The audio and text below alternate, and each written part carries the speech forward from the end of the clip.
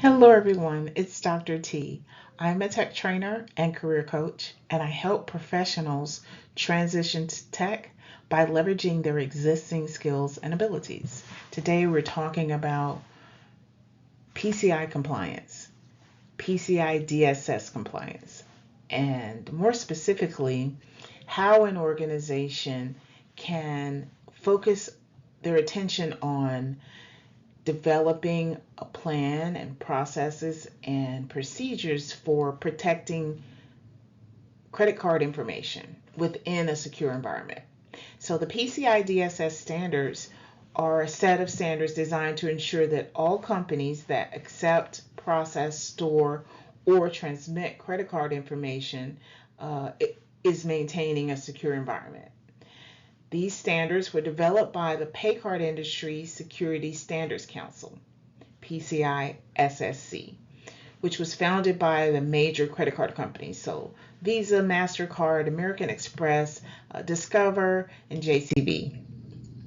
And the focus is on having a set of robust requirements that allow the organization to comply with a set of overarching categories of security. So there are 12 requirements and there are 6 categories. The 6 categories include building and maintaining a secure network and systems, protecting cardholder data, maintaining a vulnerability management program, implementing strong access controls, and then regularly monitoring and testing those networks, and maintaining an information security set of policies. In this video, we're talking about protecting cardholder data. So what's cardholder data? That's your primary account number, the cardholder name, and the expiration date, as well as the service code related to that card. That is cardholder data. So as an organization looks to become PCI compliant, they must focus on protecting cardholder data. And there are 2 specific requirements that help the organization to hone in on protecting cardholder data. There's requirement 3, which focuses on protecting stored account information. And then there's requirement 4, which focuses on encrypting cardholder data as it's transmitted over open and public networks. So let's look at requirement 3. Requirement 3 focuses on the stored account data. So in order for an organization to be compliant, there must be processes in place for protecting that stored account data. And these processes must be clearly defined, and then the right stakeholders who should be informed of these processes and understand their role within the process. Account data that is stored should be from a minimal perspective in terms of only the minimum amount of information around the account should be stored. Then there's how do we focus on sensitive account data. So that data is the full track data that you'll find on the back of the card, be it a debit card or a credit card, the verification code related to the card, and then the PIN associated with the card. So this data comprises sensitive account data.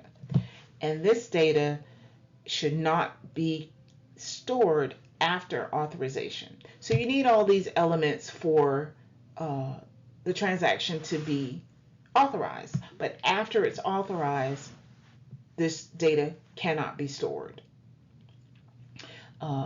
Also, as a part of requirement 3, the focus is on PAN, primary account numbers. So access to primary account number data should be restricted, and only those who need to view and copy this data should have the ability to do so. Requirement 3 also focuses on encryption and securing that data wherever it's stored within the cardholder data environment, and then having processes in place for managing the crypto keys that are used to secure the data. So requirement 3 is about protecting stored account information. Requirement 4 is around encrypting cardholder data in transmission on open public networks. So the focus is on rendering primary account numbers unreadable. So to do that, PCI DSS requirements indicate that processes for encrypting cardholder data must be clearly defined, and also that primary account number must be secured with strong cryptography for transmission. So 2 requirements linked to protecting cardholder data. Now let's look at some baseline approaches for protecting the cardholder data. We've talked about encryption as a part of requirement 4. So encryption should be in place for data in transit and in rest. Strong cryptography algorithms should be in place, and there are approved protocols by PCI DSS such as AES for data at rest and TLS for data in transit. So the organization should employ these tools and processes in order to secure cardholder data. Tokenization is another approach.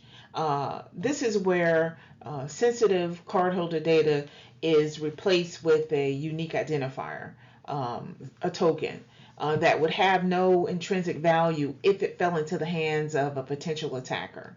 So tokenization should be utilized to limit the risk associated with storing and transmitting actual cardholder card numbers. So tokenization. We talked about securing cardholder data and storage, and this could be implemented by, of course, having access controls and the encryption we talked about, but also having network segmentation in place to restrict access to stored data and prevent unauthorized disclosure or theft. Access controls and implementing access controls would help the organization to limit access only to those individuals who need the information to perform their job responsibilities, and then enforcing strong authentication through multi-factor authentication for access to the sensitive systems and data. Regularly updating systems and software is critical as well. So applying those system patches and those system updates with the latest approaches that come out, and then making updates to address any known vulnerabilities. That's important in protecting cardholder data.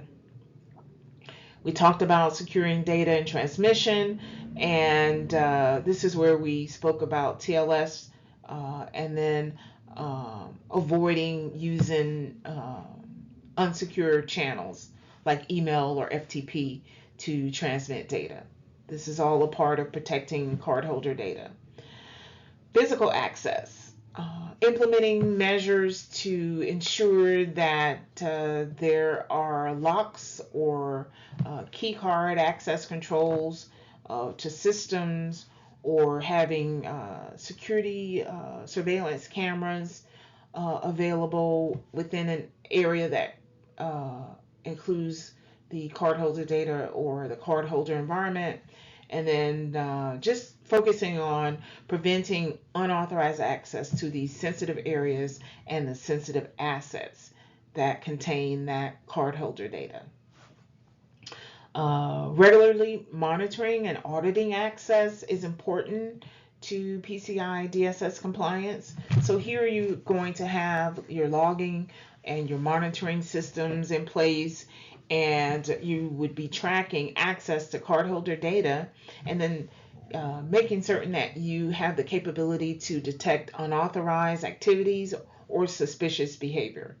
And then, of course, regularly auditing these logs conducting those security audits to identify and address any incidents or policy violations promptly. Strong authentication. So here we're talking about using complex passphrases, using biometrics to verify the identity of users that are accessing the cardholder data, and then using these specific tools to prevent unauthorized access by attackers. Having a strong incident response plan in place is critical to PCI DSS compliance.